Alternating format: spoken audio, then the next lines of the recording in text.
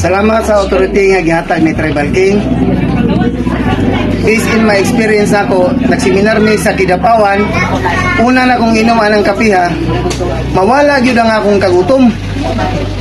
Tungod kay gainumin niya na, maliko na mga panghuna-huna, tapos makakusog og kapagsik sa among panglawas.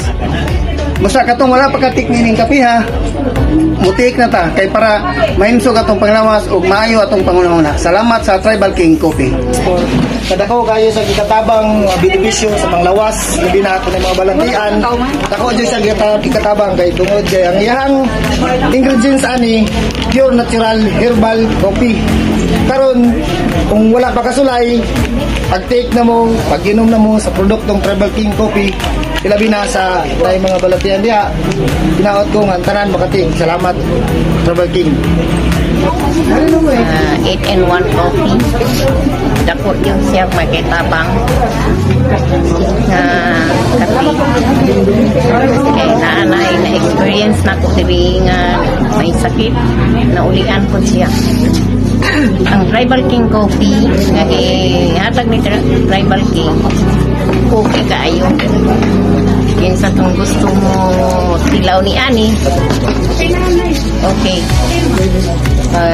Tilaw sad mo sa aton nga Tribal Coffee 8-in-1 nakapagigilipan sa aton ita binagin sa may mga ginabatsag sa aton nga panglawas, tapos siya nga makahatag ita binagin sa may mga ginabatsag,